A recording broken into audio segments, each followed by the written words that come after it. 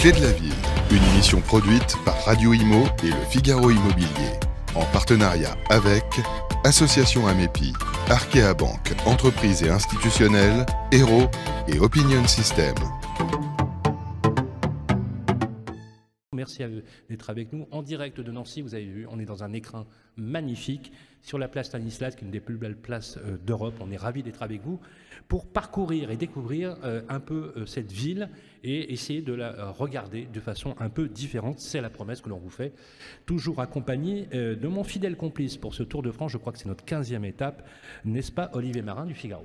Bonjour Sylvain, bonjour à tous. Effectivement, 15e rendez-vous des Clés de la ville, l'émission proposée par Figaro Immobilier et Radio Imo, émission mensuelle. Tous les mois, nous nous déplaçons dans une ville de France pour prendre le pouls, pour plonger au cœur d'une cité et par extension son territoire, parler immobilier bien sûr, mais aussi révéler des secrets du passé, évoquer des réalisations architecturales, se projeter dans l'avenir à travers le logement, l'urbanisme, les façons de vivre et d'habiter. Voilà notre promesse, décrypter les tendances, dévoiler des projets, livrer les principaux enjeux d'une ville avec des reportages et des témoignages de personnalités emblématiques de la ville.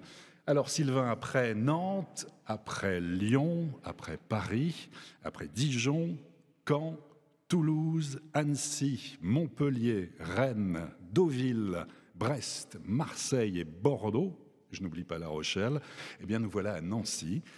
Et au sommaire de l'émission, notre grand témoin, et nous sommes très heureux de l'avoir ici en plateau, c'est le maire de Nancy, Mathieu Klein. Bonjour. Bonjour. Merci infiniment de nous recevoir dans ce Bienvenue à Nancy. Superbe hôtel de ville. Merci beaucoup.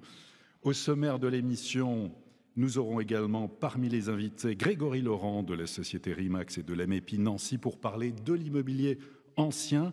Avec nous également pour parler, alors là, cette fois-ci du neuf, c'est Philippe Young, directeur général de Mathieu Barre dans la rubrique Parlons Territoire, d'Arkea Banque et Territoire. La rénovation sera à l'honneur avec Romain Villain, directeur marketing chez Hero. Et puis avec nous également Michael But, directeur des agences But Croisille Immobilier, qui interviendra dans la séquence Vos avis comptent d'Opinion System. Voilà, un sacré programme pour cette émission. Mais tout d'abord, Sylvain, si je vous dis Nancy, l'édito, c'est à vous. Les Clés de la ville, l'édito. Mathieu Klein, bonjour. Bonjour. Merci d'être avec nous. Alors Nancy est née autour d'un château ducal qui a été établi au XIe siècle entre la forêt de Haye et le bord marécageux de la Meurthe. Elle est, plus que d'autres villes, le fruit de la volonté des hommes et plus spécialement celle des princes. Résidence ducale, bourgade d'artisans, de bourgeois, elle était à l'écart des grandes voies naturelles de circulation et n'a grandi que par impulsion brusque, chacune d'elles lui apportant un influx nouveau.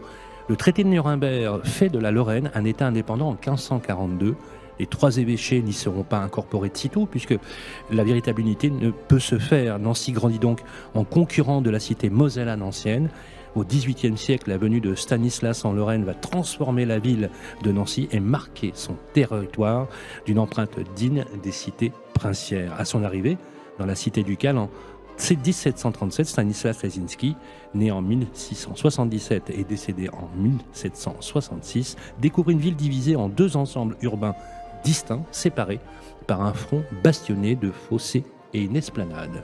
Au nord de la ville vieille, médiévale, à la forme concentrique magnifique, où siège le palais ducal. Au sud, la ville neuve, Renaissance, aux rues droites et parallèles, voulue par Charles III, né en 1543, décédé en 1608, au XVIIe siècle. Il a l'ambition d'élever une place en l'honneur du roi de France, Louis XV, son gendre, qui deviendra le souverain des Lorrains à la mort de Stanislas. Élue la 4e plus belle place du monde, elle fait la réputation de Nancy, même en dehors des frontières de la France. La place Stanislas présente toutefois un inconvénient. On vient la voir et on s'en va, parce qu'il y a quand même une ville autour. On peut donc louer Olivier, bien évidemment, on peut louer Mathieu Klein, voilà, j'allais dire Olivier, l'ambition de créer effectivement ce plus grand centre thermal de l'Est avec 17 000 curistes par an, c'est la preuve que vous ne craignez pas de reprendre le flambeau de vos prédécesseurs et que vous avez le souci de sédentariser vos visiteurs. Voilà, l'idée c'est qu'ils restent un peu plus longtemps que prévu. Dans la lignée de Stanislas le bâtisseur, êtes-vous d'ailleurs un bâtisseur, monsieur le maire? On va vous poser des questions. Vous formiez 2 projets, nouvelles pistes cyclables, nouveau centre commercial, un nouveau trolleybus électrique, nouvelle caserne des pompiers. De nombreux chantiers vont changer l'image de Nancy et de sa métropole, c'est votre projet. Rien que la semaine dernière, le conseil municipal a acté l'extension de la piétonisation du centre-ville. Alors, bien évidemment, 17 ans après la piétonisation de la place Stanislas, vous faites franchir une nouvelle étape à la ville. Quelle est votre philosophie de ces initiatives? Vous nous expliquerez tout cela, bien sûr, dans un instant, car il y a du sens à Nancy. Je dirais même plus de la spiritualité, si je peux me permettre.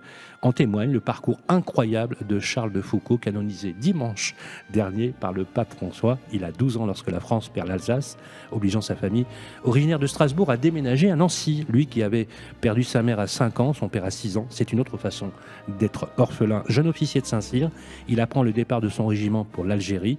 Là, il démontre un don inné du commandement sans faille, une proximité avec ses hommes, du courage et de l'audace s'il en faut. L'officier de cavalerie qui a eu avec le maréchal Lyautey des échanges militaires, mais aussi spirituels, est entré ensuite dans les ordres pour se consacrer à la religion catholique. Il y a beaucoup d'églises d'ailleurs à Nancy, notamment la basilique Sainte-Èvre. Alors on dit Èvre ou Èpre? Èvre, voilà, Èvre, le plus haut édifice religieux de la cité avec ses 87 mètres de hauteur, une magnifique basilique a été érigée dans la seconde moitié du 19e siècle dans un style néo-gothique au cœur de la vieille ville de Nancy. On vous a fait une petite surprise, monsieur le maire. Je vous propose une petite balade bucolique dans votre ville, un reportage réalisé et tourné par Fabienne Lissac et Alexandre Burkhardt. Je vous propose qu'on le regarde tout de suite.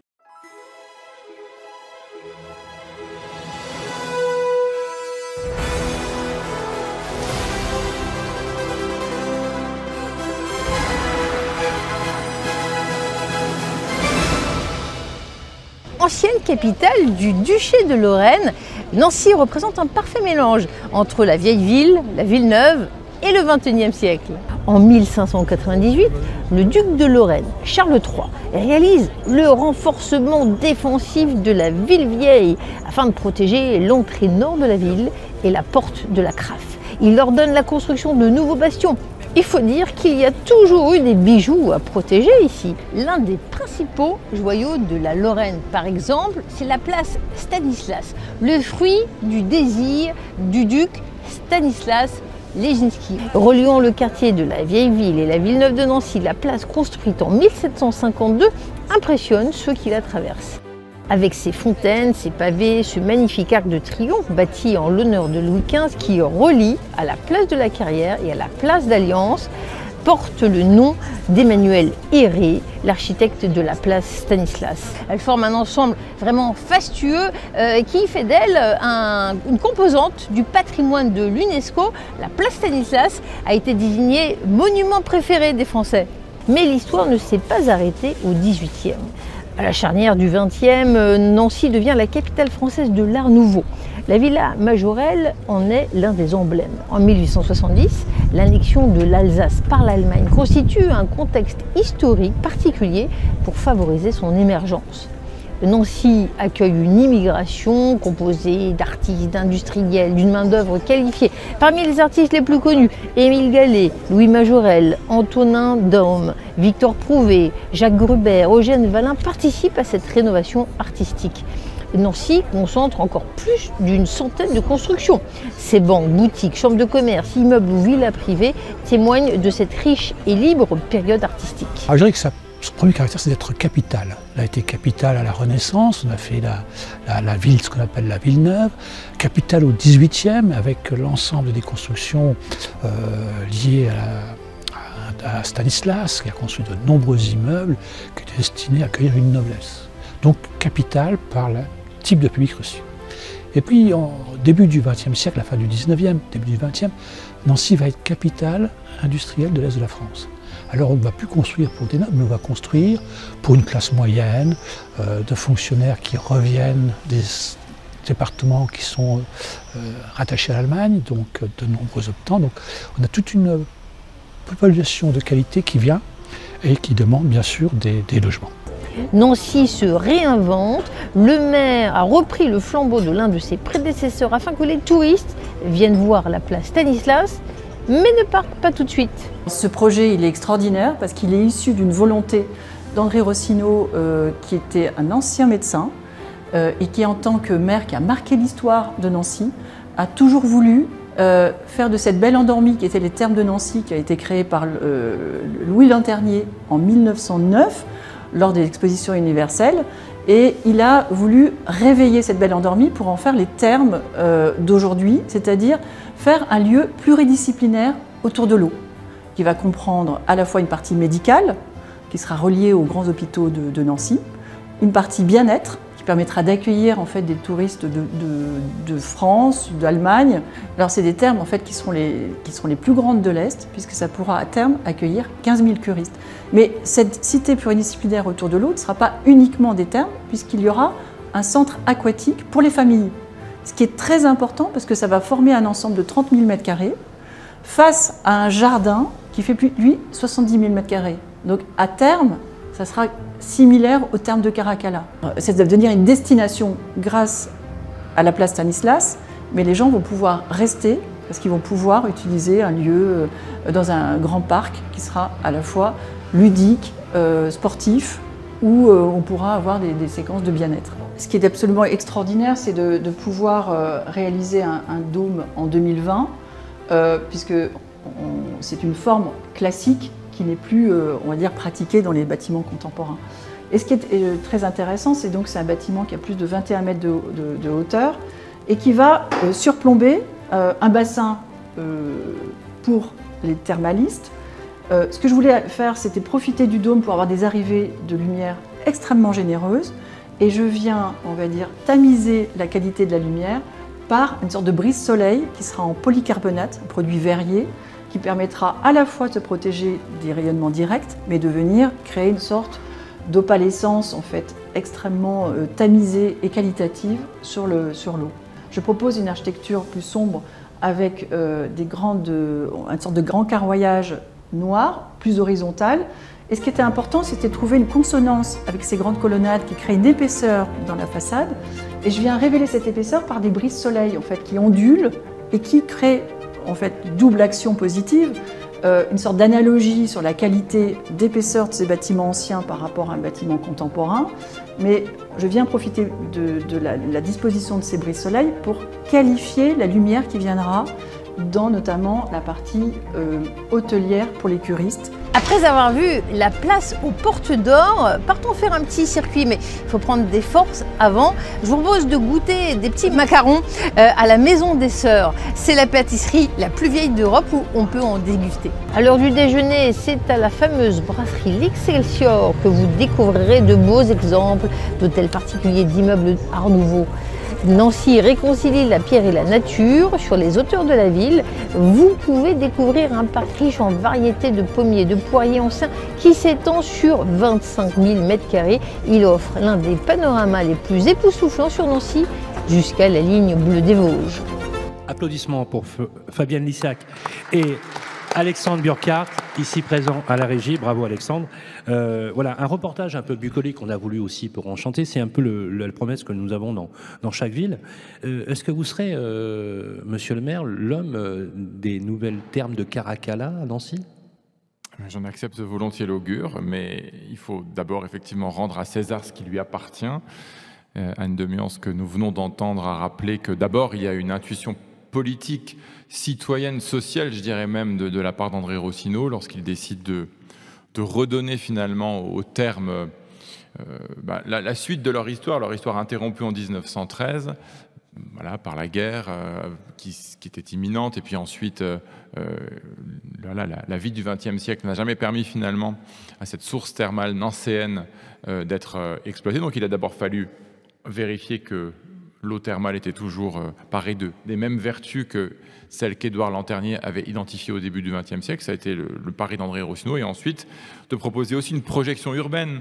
Parce qu'à partir de d'une ressource naturelle inexploitée qui effectivement est riche aujourd'hui de la capacité qu'elle va avoir de contribuer à la guérison de milliers de personnes souffrant chaque année, eh bien, il faut aussi avoir un projet urbain. Et le fait de faire de Nancy la première métropole thermale française était un pari audacieux qui me semble aujourd'hui en passe d'être réalisé. Bon, il a fallu franchir quelques haies, encore une récemment sur le plan juridique, mais on ne va pas épiloguer sur ce sujet-là aujourd'hui.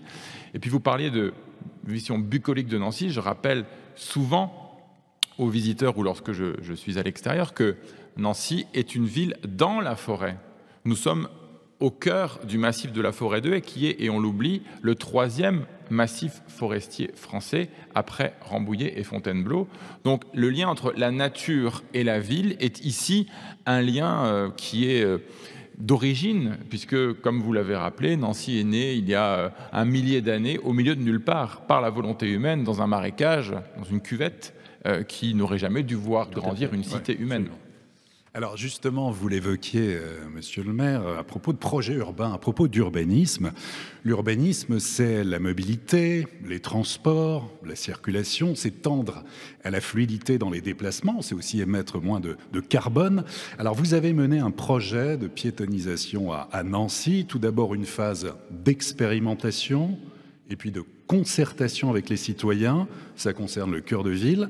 Dossier validé, c'est l'actualité lors de votre conseil municipal, c'était le 9 mai dernier. L'extension de la piétonisation en centre-ville se fera par étapes pour tendre vers une ville plus respirable, plus attractive. Quelle sera la marche à suivre ?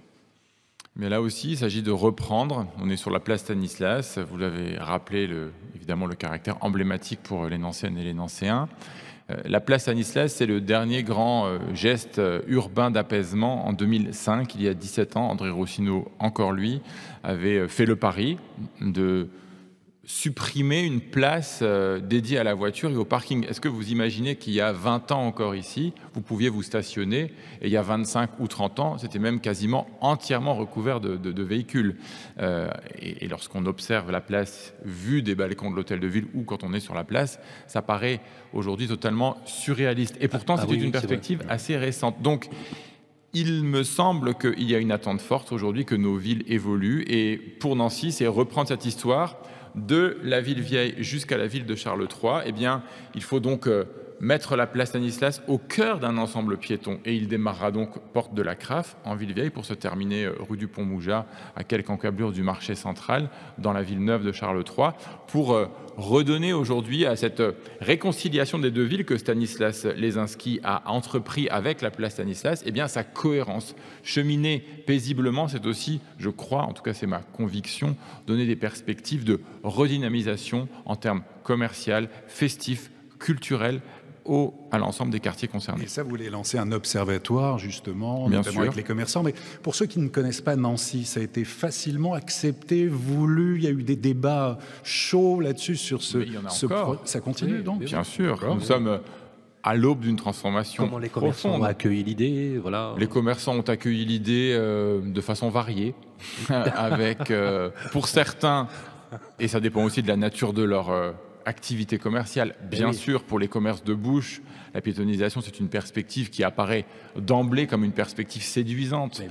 Pour d'autres commerces, pour lesquels les habitudes aujourd'hui de consommation sont encore beaucoup liées à l'automobile, des questions, parfois des craintes, parfois des contestations.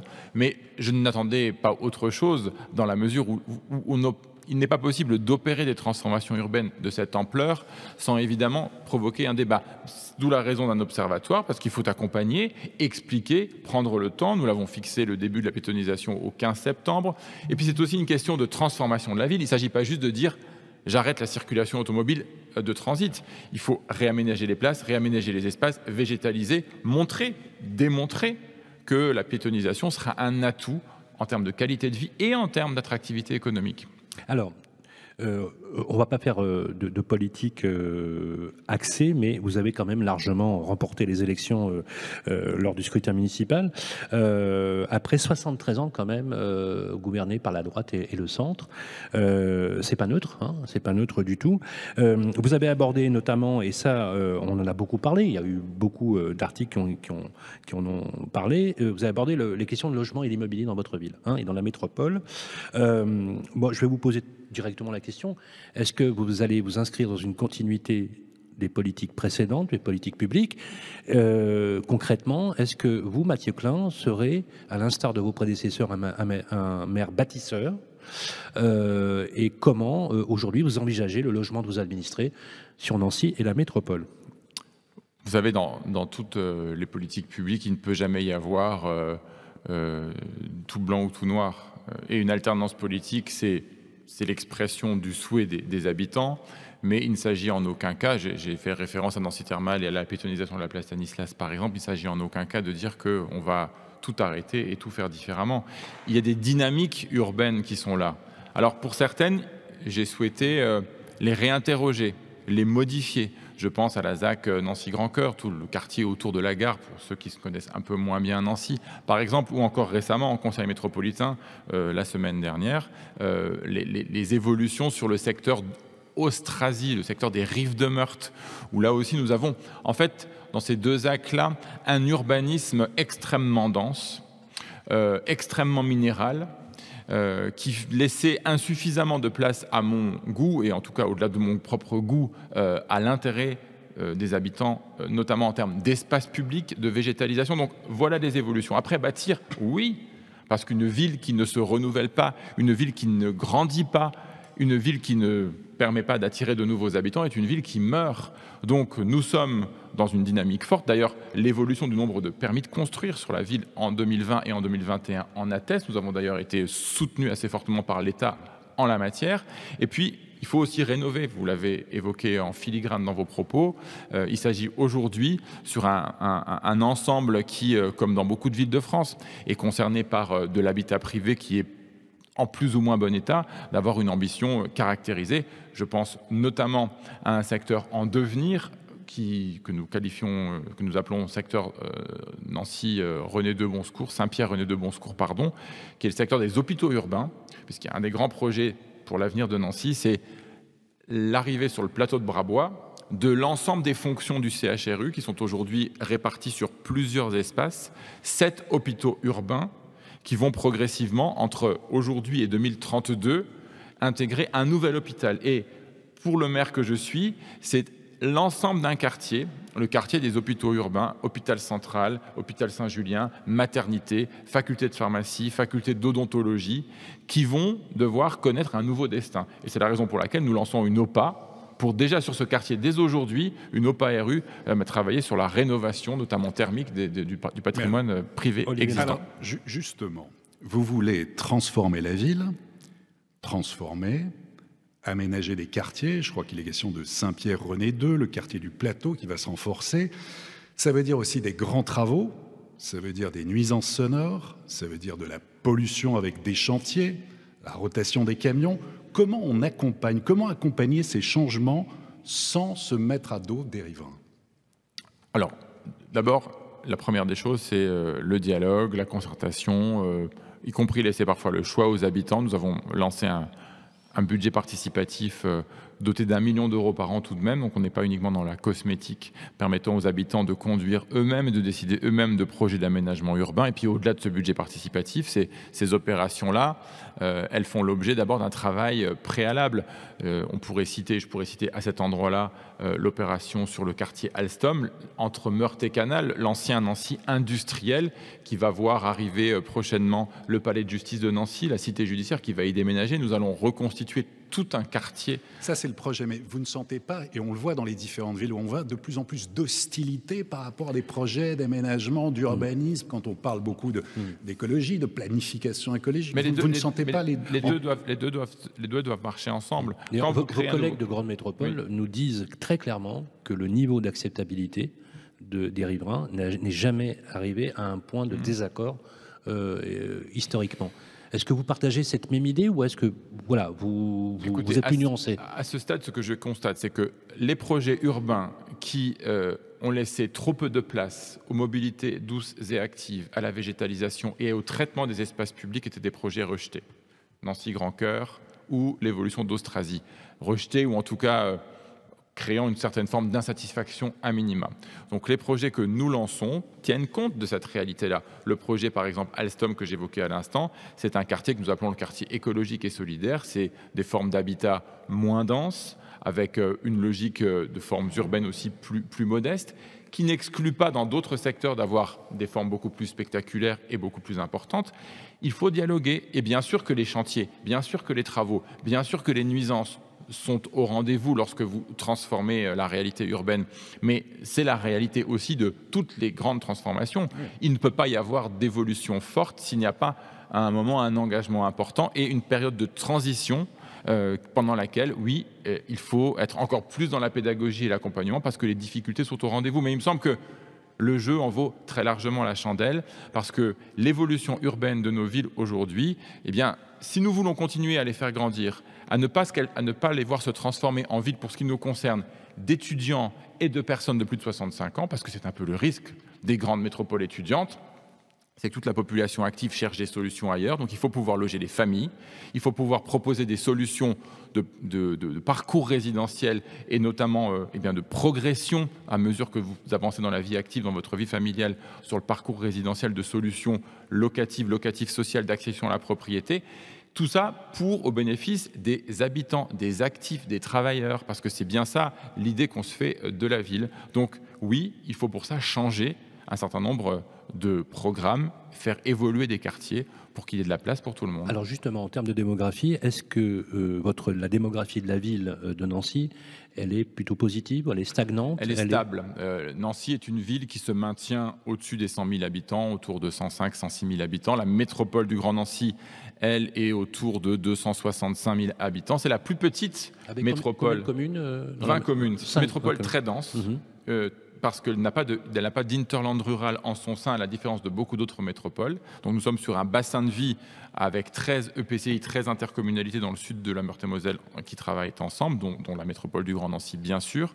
Mais la métropole du Grand Nancy doit relever ce défi d'être dans le Grand Est, parce que dans le Grand Est, nous ne sommes ni en Occitanie, ni en Loire-Atlantique, ni à Bordeaux, ni à Lyon. Il y a aujourd'hui encore un regard, parfois un petit peu méconnaissant, de la réalité de la vie ici. Donc il faut attirer. Nous avons une chance, un atout majeur, c'est 50 000 étudiants. Vous savez, une métropole de 265 000 habitants, dont 50 000 étudiants, c'est une chance qu'il nous faut transformer. Parce que ces étudiants-là, lorsqu'ils sont lorrains, ils peuvent avoir envie de rester, mais pas forcément. Et lorsqu'ils viennent d'ailleurs pour leurs études à Nancy, ils repartent souvent à l'issue de leur parcours académique. Alors que nous sommes une place forte en termes de santé, de numérique et de matériaux. Dans quelques jours, vous succéderont ici, dans ces grands salons de l'hôtel de ville, la 6e université d'été mondiale des matériaux, le World Materials Forum, qui attire des chefs d'entreprise et des dirigeants économiques du monde entier. Eh bien, il faut que ces atouts-là, ils puissent se traduire dans la capacité à trouver des emplois qualifiés supérieurs et un emploi pour son conjoint, des activités, des études pour ses enfants et un logement et un cadre de vie agréable. Un logement, un cadre de vie, on imagine aussi, bien sûr, pour les étudiants, vous le disiez, 50 000, très nombreux, il y a une pression et j'imagine il y a un défi de pouvoir d'essayer de loger tout le monde. Une question, de nombreuses villes s'y mettent. Après Paris, Lille, Lyon, Villeurbanne, un dispositif permet de limiter les abus pour certains ou au contraire de pénaliser les locataires pour d'autres et de favoriser, on peut le dire ici, Airbnb, en sortant de la location classique. Est-ce que l'encadrement des loyers, c'est un dispositif qui est envisageable à Nancy? Et y êtes-vous favorable? Sur le principe, j'y suis tout à fait favorable lorsqu'il est nécessaire. À l'heure où nous parlons, il n'apparaît pas comme une mesure nécessaire à la bonne fluidité et à la bonne dynamique du marché immobilier. Donc je n'envisage pas de le mettre en œuvre sur le territoire de la métropole du Grand Nancy, mais je comprends parfaitement qu'à Lille ou à Paris, le contexte de la tension n'est absolument pas le même. Nous avons plutôt une bonne dynamique. On a un taux de vacances qui est élevé, une dynamique donc de la production qui est forte. Vous avez donc aujourd'hui un taux de rentabilité. Vous avez évoqué la question du neuf, la question des autorisations d'urbanisme. À l'heure aujourd'hui où on est dans la ZAN, zéro artificialisation nette, effectivement, vous l'avez évoqué. Moi, ce que je vous propose, c'est qu'on l'évoque de façon beaucoup plus concrète avec une séquence qui s'appelle Parlons territoire, où je vous propose, monsieur le maire, justement, faire venir sur le plateau Philippe Young, le directeur général de Mathieu Barre, pour évoquer justement le problème du neuf. C'est tout de suite. Les clés de la ville. Parlons territoire avec Arkea Banque. Quel plaisir d'être ici, c'est vraiment extraordinaire. D'ailleurs, on a avec notre groupe média de beaux projets avec vous, j'espère effectivement, parce que notamment il y a beaucoup de choses à faire. Je lance aussi un appel aux investisseurs, mais aussi aux sociétés d'événements événementiels, parce que vous avez créé un dispositif événementiel extraordinaire. Et je vais vous dire, c'est top. Pourquoi? Parce que vous êtes à proximité de tout, monsieur le maire.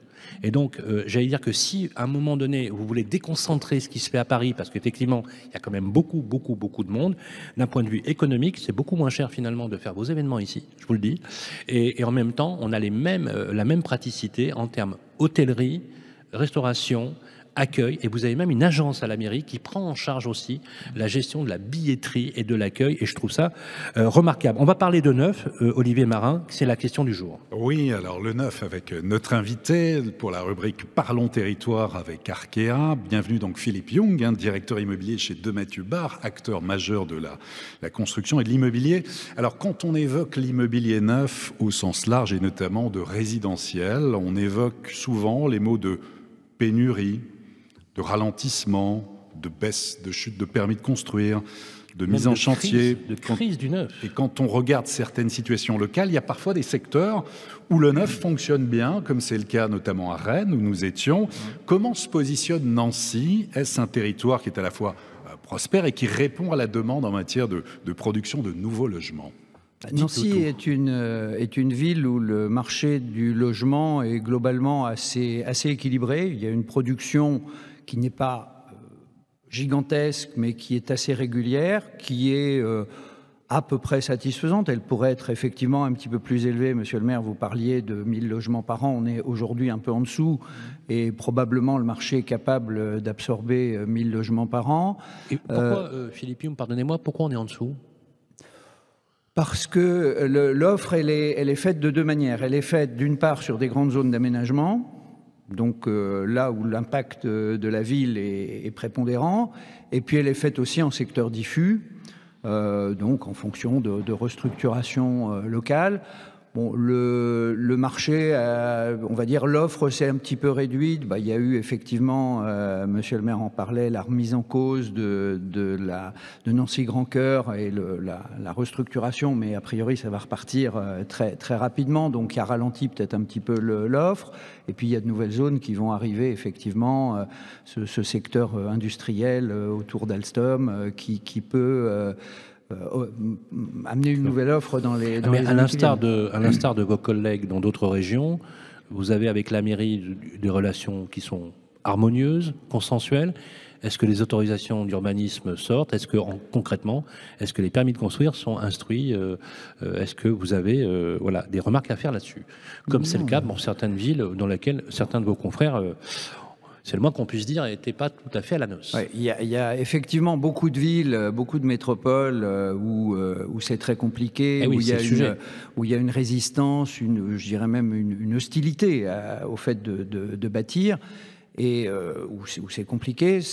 Honnêtement, c'est pas le cas de Nancy. C'est pas parce que Mathieu Klein est à côté de moi que je dis ça, mais il y a une exigence. On sent que quand on présente un projet, on a un projet en ce moment en cours d'instruction, il y a des exigences, on échange, on définit, il y a une forme de co-construction, mais on va dire on est dans un mode de fonctionnement qui est raisonnable. Et en plus, j'ajouterais que du côté de la population, il y a peu, par rapport à d'autres métropoles, il y a peu d'hostilité à la construction, y compris quand on est en secteur diffus.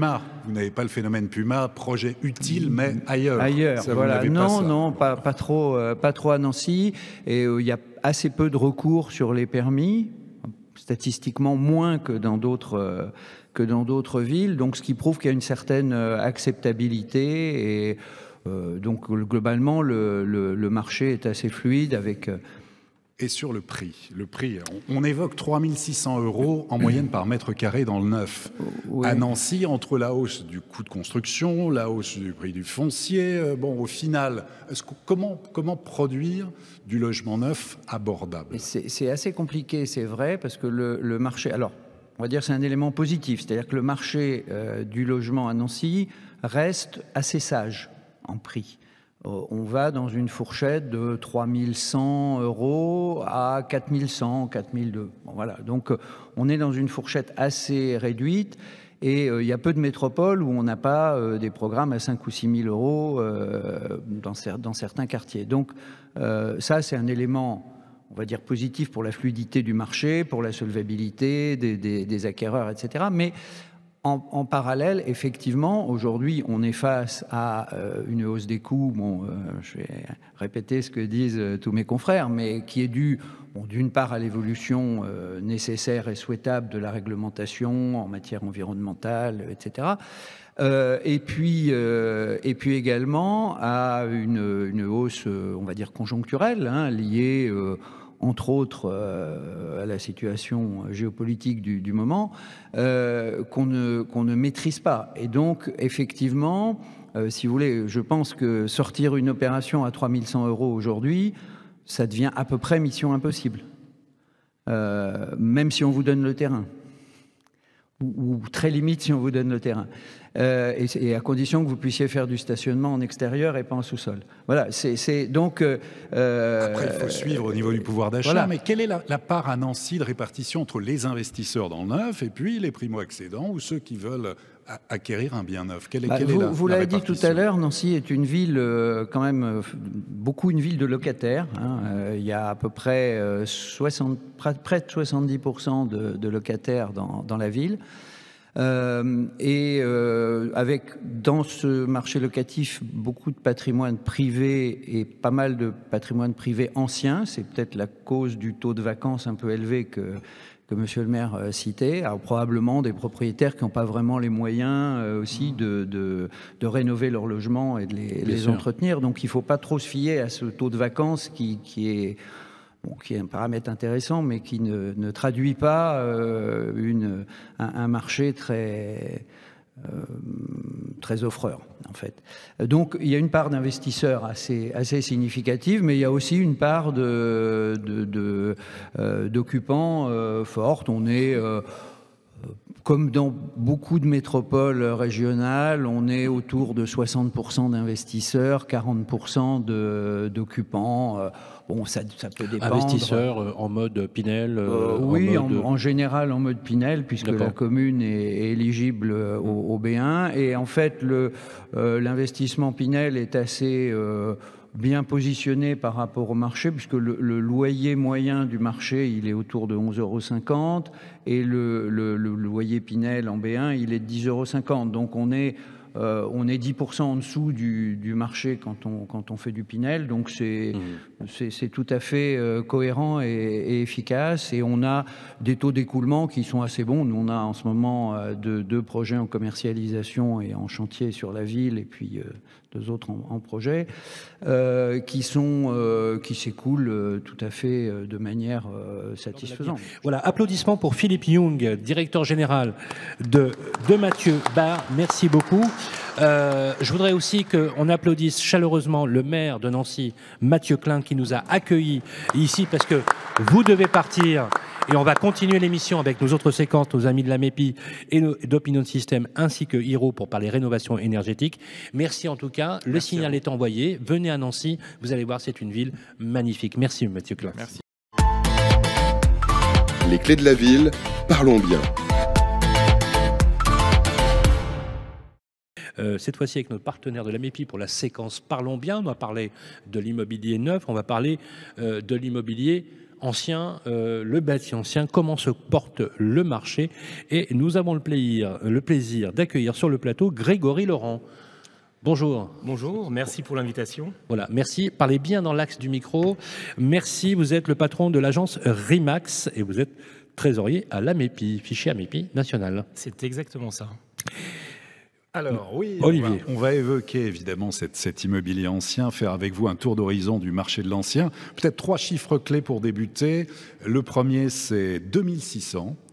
Comme 2600 €, prix moyen au mètre carré d'un bien immobilier à Nancy, avec évidemment bien sûr de fortes disparités entre par exemple le quartier Stanislas et celui de Bourgard. Il y a des écarts de prix importants, mais ça donne quand même une tendance. Deuxième chiffre, c'est 9. Comme 9%, la hausse de prix dans l'ancien sur un an, signe pour certains de difficultés à suivre, pas évident, et pour d'autres, au contraire, de dire c'est l'attractivité de la ville. Et puis le troisième chiffre clé, c'est 49. Comme 49 jours, c'est le délai de vente moyen d'un bien immobilier à Nancy, moins de 2 mois. C'est un signe de fluidité des transactions. C'était encore mieux, à 45 jours en juillet 2021. C'était un record l'année dernière. C'est un peu remonté, mais on est loin de 2017 où on était à 70 jours en moyenne de délai de vente. Donc, on vend, on achète des appartements, des logements, des maisons à Nancy. Est-ce que vous ressentez actuellement, comme certains nous le disent, dans un contexte qui n'est pas évident, d'incertitude économique, géopolitique, est-ce que vous sentez dans l'ancien un ralentissement de l'activité depuis, on va dire, 2 mois ? Alors actuellement, effectivement, on a un marché qui est assez florissant. Les délais de vente ont bien diminué. On a effectivement une augmentation en pourcentage des prix de vente. Cependant, on a des biens qui se raréfient. On a des taux qui commencent à augmenter. Et de ce fait, c'est en train de se ralentir un tout petit peu entre ce que les gens sont en capacité d'emprunter et par rapport à l'offre du marché actuel. Moi, je remarque, ça fait 18 ans que je suis l'immobilier, j'ai acheté mon premier appartement il y a quelques années en arrière, et pour 100 000 € sur Saint-Max, on pouvait avoir 80 mètres carrés, et aujourd'hui, pour 100 000 €, on peut avoir 50 mètres carrés. Donc il y a vraiment cette grosse différence, et du coup, on a une population qui commence à avoir des difficultés à trouver un bien, surtout pour les primo-accédants. Quels sont les types de biens les plus recherchés à Nancy, pour donner une idée pour ceux qui ne connaîtraient pas bien? On aurait tendance à croire effectivement qu'avec la population étudiante, c'est surtout les petites surfaces les plus prisées. On a les petites surfaces qui sont prisées effectivement, mais plutôt pour des investisseurs, oui, ou pour des bons pères de famille qui vont dire tiens, j'investis parce que ma fille va faire médecine justement, comme on a une belle fac de médecine à Nancy. Et du coup, ces investisseurs-là, qui viennent de Paris, qui viennent dans d'autres métropoles, vont mettre plus cher que des locaux, on va dire. Et du coup, ces prix augmentent. Et puis, pour les appartements, on va dire T2, T3, T4, c'est plutôt des familles, effectivement, et pas forcément des investisseurs qui vont acheter ce type de surface. Pour avoir une idée, avec un budget de 200 000 €, qu'est-ce qui est recherché? C'est plutôt l'appartement à Nancy, plutôt en périphérie, la maison avec le jardin, ou quels sont les types de demandes que vous avez? Aujourd'hui, 200 000 €, même pour avoir une maison en périphérie de Nancy, ça devient un petit peu compliqué. On va avoir plutôt des surfaces... 250 000. Voilà, c'est ça. 80 000 €, on va plutôt avoir des surfaces de 80-90 mètres carrés avec jardin. Et sur Nancy, on va avoir des T3, 70-72 mètres carrés. Je rebondis un petit peu sur votre constatation du prix de l'immobilier. Aujourd'hui, des appartements anciens qui sont très bien rénovés et customisés, comme j'appelle ça, donc très bien décorés avec du beau mobilier, on va atteindre des prix hors terrasse, hors jardin, donc sans extérieur, on va atteindre des prix de 3 000 € avec des délais de vente assez réduits. Donc on voit bien qu'il y a une attraction, en fait, finalement, à la fois parce qu'il y a un patrimoine intramuros qui est de très bonne qualité lorsque c'est rénové. Est-ce que, par exemple, justement, les baux, on a vu avec le bail mobilité, on a vu avec l'effet Airbnb qui s'est rabattu sur les meublés, sur le bail meublé, est-ce que sur des petites surfaces, studios T1, T2, on voit ce type de phénomène se développer? Est-ce que la proposition de location des petites surfaces, c'est surtout des beaux meublés plutôt que des beaux vides? Alors, effectivement, c'est beaucoup des beaux meublés parce que, premièrement, pour les investisseurs... Fiscalement, c'est intéressant. Fiscalement, c'est intéressant. On loue plus cher. Oui. Et on n'est pas sur une durée de bail qui nous enferme sur 3 ans plutôt que sur 1 an pour le bail meublé. Vous avez tout dit. Alors, c'est exactement ça. Mais justement, pour qu'on sache à peu près par les investisseurs et ceux qui nous écoutent, c'est quoi le pourcentage Si on prend une base 100 de petite surface, c'est quoi? Moitié meublé, moitié vide, ou comment c'est, selon vos estimations? Je pense qu'aujourd'hui, effectivement, on est à peu près 50-50. Ah oui, quand même. Parce que en fait, comme Nancy est une ville étudiante, on a beaucoup d'étudiants qui restent des fois 9 mois, qui partent. Et de plus en plus, nos clients investisseurs, pour éviter les vacances locatives, vont louer d'une façon intermédiaire en Airbnb pendant le mois de juillet ou le mois d'août, afin d'augmenter un petit peu leur rentabilité, etc.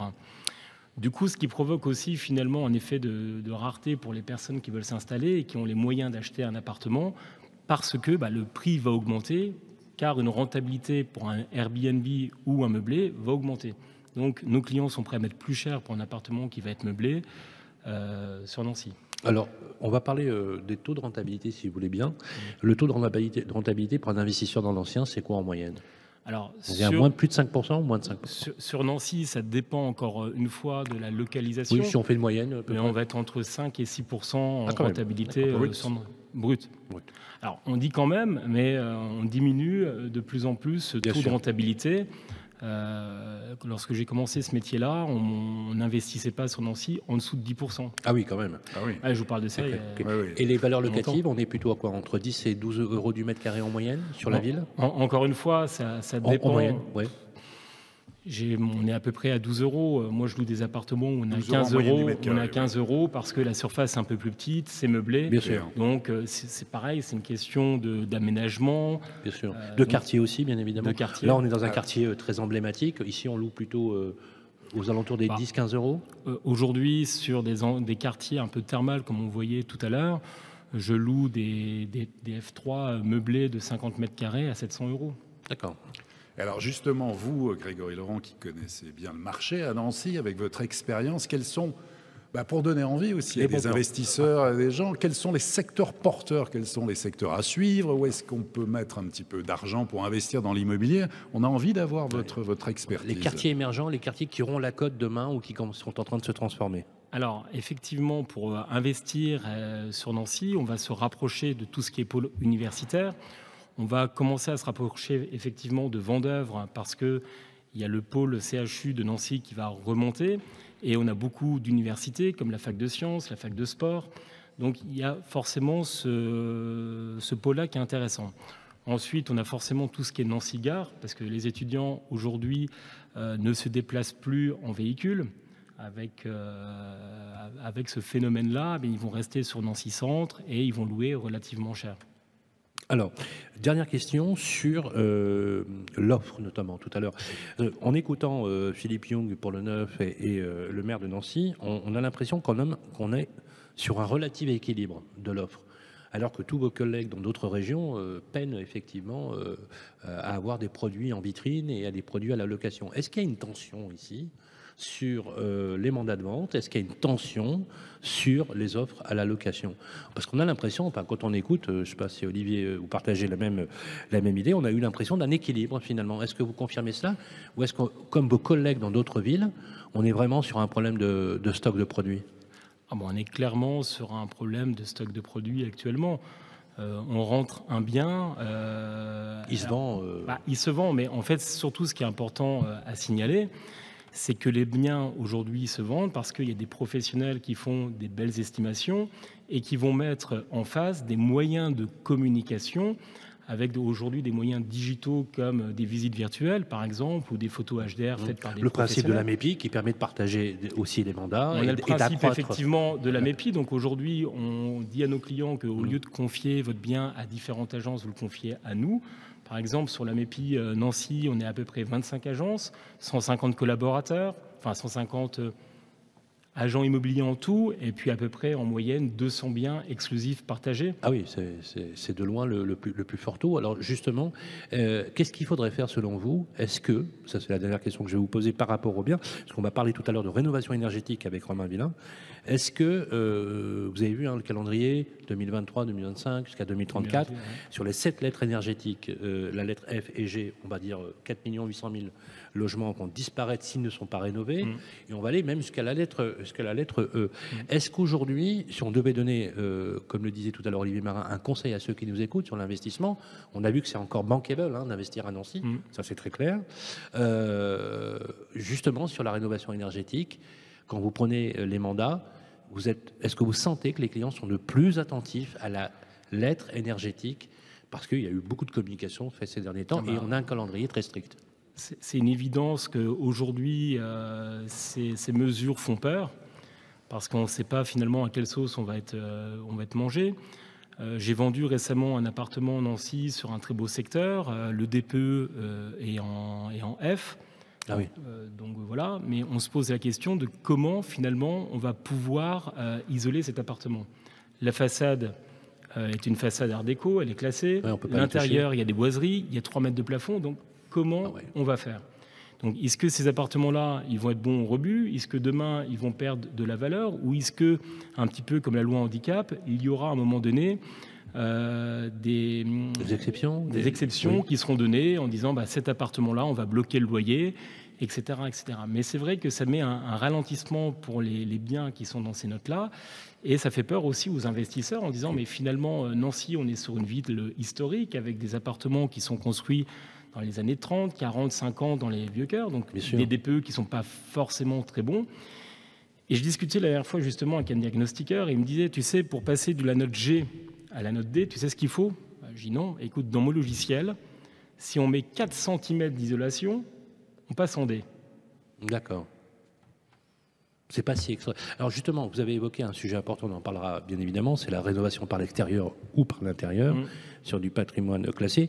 Mais ce que je voudrais compléter ma question, quand vous avez des clients qui vous demandent des appartements, est-ce qu'aujourd'hui, sur 10, ils sont vraiment attentifs majoritairement à la lettre énergétique, beaucoup plus qu'ils ne l'étaient il y a quelques années? Valeur verte des logements. Voilà. De plus en plus.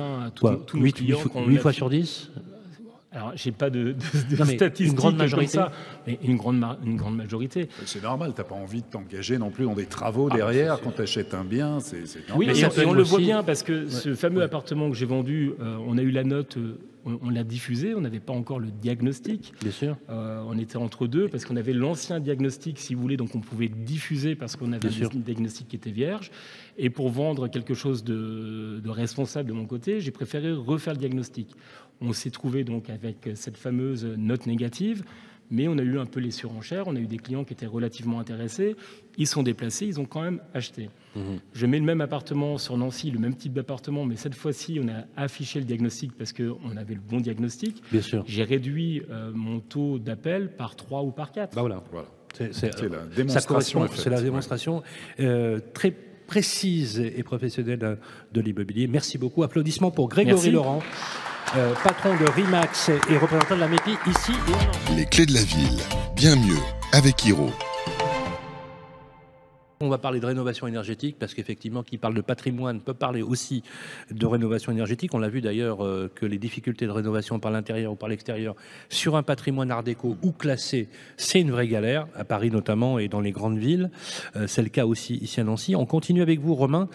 Société Hiro, c'est une société qui aide les particuliers à financer leurs travaux de rénovation énergétique, estimation et déclaration des primes énergie, ainsi que Ma Prime Rénov'. J'aimerais que vous repreniez, juste pour qu'on enfonce bien le clou, c'est ce qu'on fait à chaque fois d'ailleurs dans nos émissions, on a un calendrier très strict, on va nous rappeler les grandes dates. Oui, bonjour à tous. Le calendrier est effectivement bien rempli avec des échéances très proches. La prochaine, c'est en août 2022, où là démarre le gel des loyers des logements en étiquette F et G. Ensuite, on enchaîne en septembre 2022 avec l'obligation de réaliser un audit énergétique pour vendre justement ces logements en étiquette F et G.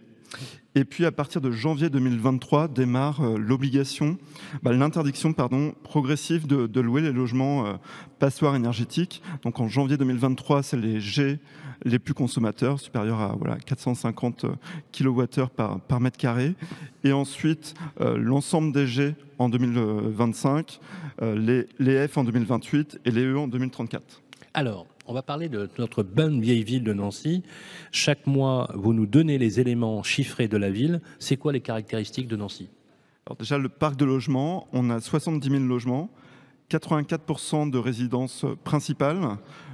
On l'a dit, une très grande majorité d'appartements. On a 89% d'appartements. Et à titre de comparaison, le mois dernier, on était à La Rochelle, on était à seulement 67% d'appartements. Ah d'accord, ok. Et 78% de locataires parmi les résidences principales. Donc ça, c'est effectivement donc beaucoup. C'est vraiment majoritairement un marché de locataires. Locataires et appartements. Alors, il y a un taux d'artificialisation qui est aussi très important, on a 97%, donc un développement qui se veut, peu de foncier, donc un développement qui se veut plutôt vertical. Alors en termes de climat, c'est assez, on va dire, tempéré de façon assez radicale, hein, très chaud ou très froid, si je peux dire les choses comme ça. On a une grande amplitude thermique. Avec des amplitudes thermiques importantes, donc nécessité d'avoir à la fois les matériaux qui résistent, mais aussi la rénovation. Question, que fait la ville de Nancy en matière de rénovation énergétique ? Alors depuis plusieurs années déjà, Nancy est plutôt engagée dans cette cause. La métropole du Grand Nancy semble œuvrer vers la transition énergétique du résidentiel privé. Voilà, c'est clairement inscrit dans son SCOT depuis 2013. Et en ligne, la ville de Nancy met à disposition des habitants un site primenergie.grandnancy.eu où on y trouve tous les conseils pour faire les bons choix lorsqu'on a un projet de travaux de rénovation énergétique et qui aussi communique quelques chiffres clés qui sont intéressants. J'y ai notamment noté la communication de fourchettes des montants d'aide en euros selon les travaux. Et ça, je trouvais l'initiative plutôt bonne. Et sinon, en termes d'aide, les habitants du Grand Nancy sont incités particulièrement à changer leur chaudière. Installer une chaudière biomasse ou une pompe à chaleur ils ont une aide ils sont aidés, il y a un coup de pouce jusqu'à 4 000 €. Jusqu'à 4 000 €. Alors justement, on parlait de DPE. Comment ça se situe, Nancy, en termes de DPE, des diagnostics de performance énergétique ? Alors, on en a relevé 16 000 des DPE réalisés à Nancy depuis 2013, 35 000 à l'échelle du Grand Nancy. On a des profils dans les appartements anciens, on a des profils de DPE plutôt mauvais. Faut le dire, avec une majorité de E. Et on a 18% des appartements anciens qui sont considérés comme des passoires énergétiques, donc F et G, alors qu'on a une moyenne française qui est à 15%. Oui, quand on regarde... on voit que le patrimoine est beau à Nancy, mais il est mal isolé, quoi. Exactement. Et quand on regarde les maisons, là on a une nette majorité de D, donc on a un profil un peu meilleur que les appartements anciens. D'ailleurs, on est à 14% de passoires énergétiques sur les maisons, alors que la moyenne française est à 18%. Comme chaque mois, on vous donne, les amis, les clés de lisibilité sur les aides. Et vous nous préparez chaque mois un cas réel. Hein. Vous prenez un cas réel sur Nancy. C'est une vraie maison. Et vous avez pris un cas, vous avez pris une maison que vous avez checkée. Un exemple de rénovation, de rénovation ici à Nancy. Donnez-nous les exemples, on va la voir, on le verra à la caméra. Donc là, il s'agit d'une maison, on est au nord-ouest de Nancy, rue Eugène Corbin, donc une maison de 110 mètres carrés, 320 mètres carrés de jardin, 3 chambres, classée F, et qui s'est vendue en juin 2020, 230 000 € net vendeur. On va considérer que cette maison, elle a été achetée par un couple avec des revenus de référence dans la moyenne du secteur. Et on a tenté d'estimer quels devaient être, à partir des recommandations aussi formulées dans le DPE, quels devaient être les travaux à réaliser. Et pour passer d'une étiquette F à D. D'accord. Et donc, pour améliorer cette performance énergétique permettant de passer de F à D, on estime les travaux à une enveloppe de 40 000 €. Avec cette enveloppe, ça va permettre d'installer une VMC double flux, ventilation, d'isoler les murs par l'extérieur, parce que dans le quartier, on peut le faire. Oui. D'isoler les combles perdus, changer les radiateurs, et d'installer une porte isolante. Les autres ouvertures étant a priori déjà changées. Sur un coût de... Donc on est sur un coût total de 40 000 €. Oui. Et le ménage peut bénéficier jusqu'à 16 000 euros d'aide, 2 000 euros de certificat d'économie d'énergie et 14 000 euros de ma prime rénov'. Donc ça fait un reste à charge de 24 000 qui s'élève de 24 000 euros. Voilà. Et donc si ces 24 000 euros sont déboursés en complément des primes, ouais. Quelle est la valeur verte de cette maison qui était vendue 230 000 euros? Déjà, on estime qu'avec cette étiquette F, la maison elle a une décote de sa valeur de 11%. Par rapport au prix pratiqué. Voilà, par rapport au prix pratiqué dans le quartier. Et en 2022, on a réestimé cette maison, on serait à 253 000 euros. Donc déjà, juste l'effet inflation, on serait à plus 10% en 2 ans dans ce quartier. Et une fois les travaux réalisés, on l'estime à 288 000 euros. Donc les travaux ont coûté 24 000 euros réellement, et le gain est de 34 000 euros en 2 ans, avec l'effet à la fois inflation et l'effet travaux. Donc ce qui fait au total plus 15% en 2 ans. C'est sans appel. La solution, c'est la rénovation. Merci beaucoup, Romain Villain. Je rappelle que vous êtes le directeur marketing de Hiro. Hiro, la plateforme qui vous permet aussi d'évaluer et de collecter l'ensemble des éléments pour financer la rénovation énergétique. Applaudissements pour Romain Villain. Voilà, il est l'heure de retrouver notre dernière séquence. Les clés de la ville. Vos avis comptent avec Opinion System. Vos avis comptent, bien évidemment, prendre le pouls et le moral des Français, c'est important. D'ailleurs, je le dis à chaque fois, mais je le rappelle quand même, pendant très longtemps, on avait des avis vérifiés quand vous allez au restaurant, vous allez sur Google, vous avez les avis.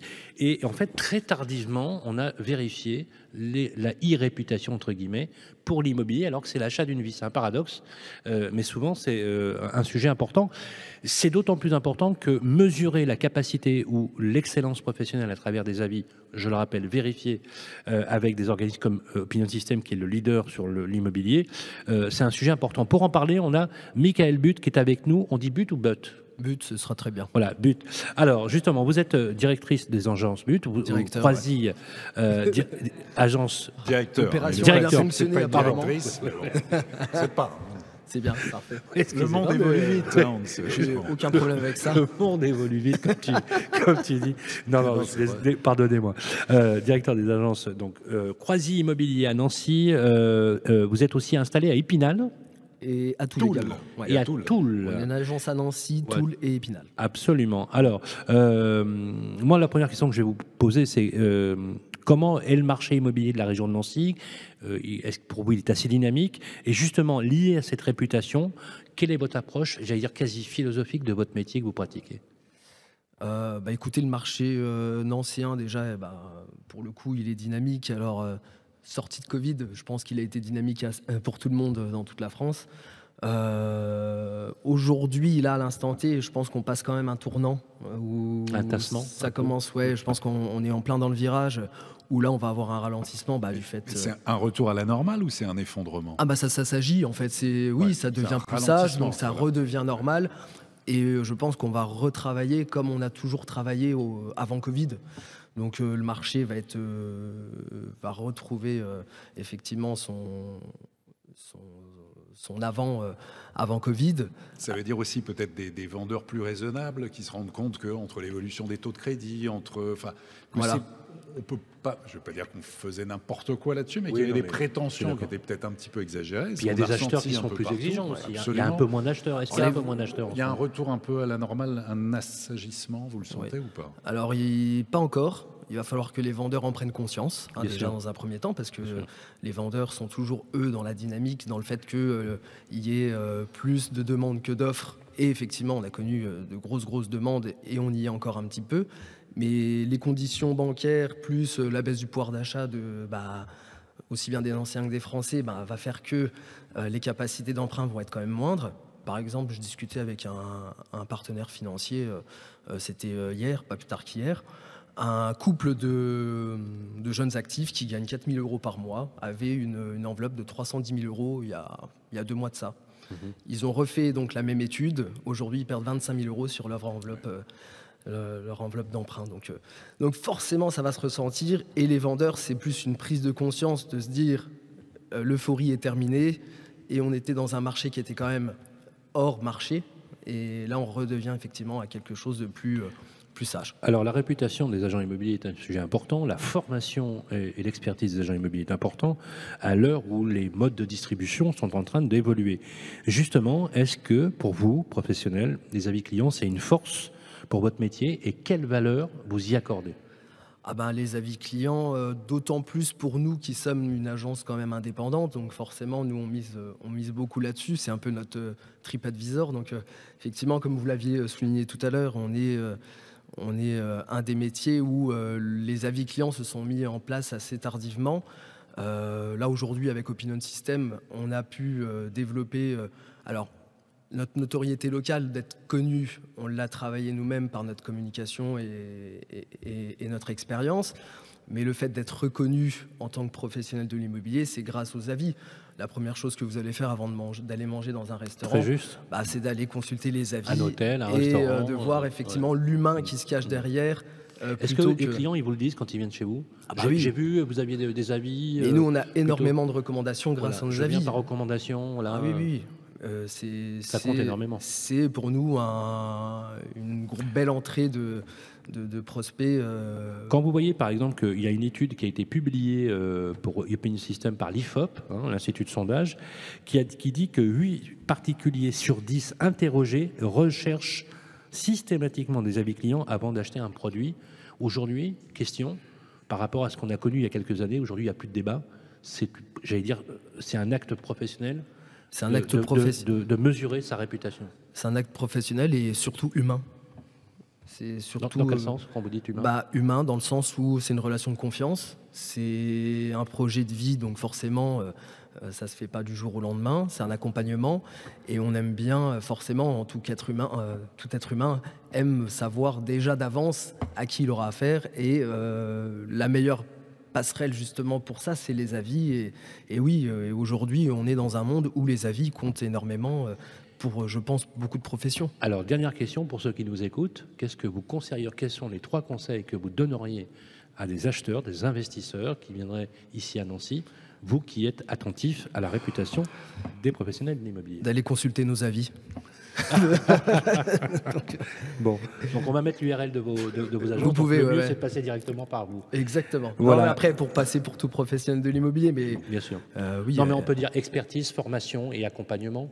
Ah bah oui, complètement, bien sûr. On voit bien que la relation client dans l'accompagnement est importante. Et ce que je constate, et j'aimerais avoir votre avis, c'est qu'on a l'impression que les agents immobiliers qui avaient pléthore d'acquéreurs, etc., aujourd'hui, comme les acquéreurs se font un peu plus rares, on redécouvre les vertus de la découverte acquéreur. Est-ce que vous confirmez ? Alors, c'est plus dans le sens où il y a pléthore d'acquéreurs, où ça se vendait assez facilement, où l'agent immobilier, je ne parle pas de nous évidemment, mettez de côté effectivement les découvertes acquéreurs parce que concrètement tous vendaient et c'était un gros travail de faire la découverte de tous les acquéreurs qui nous consultaient. Alors aujourd'hui, nous, notre force, c'est vraiment de consulter tous les acquéreurs et de découvrir tous les projets.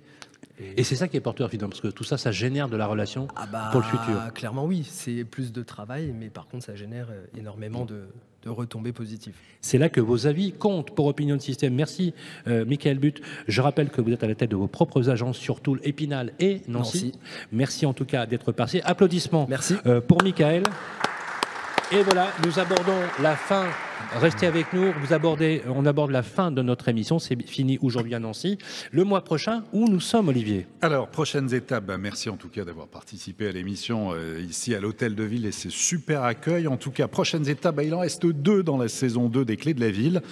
En juin, alors la date précise, on est en pleine négociation, mais nous serons à Clermont-Ferrand. Et puis en juillet, on sait que ce sera le 1er juillet, nous serons dans le Val d'Oise. Ce sera les maillots de bain qui sont prévus pour la ville d'Enghien-les-Bains et ce sera donc le 1er juillet prochain. Voilà, à la veille de l'été. Le journal, bien sûr, Le Figaro sera publié avec la synthèse de nos échanges. La plateforme de Radio Imo, comme d'habitude, vous retrouvez le podcast, le replay, commentez, likez, avec beaucoup de bienveillance toujours. On est ravis de partager ce Tour de France avec vous. On va continuer nos pérégrinations. Merci à toutes et à tous et n'oubliez pas, venez investir ici à Nancy. Ciao. Les Clés de la Ville, une émission produite par Radio Imo et le Figaro Immobilier.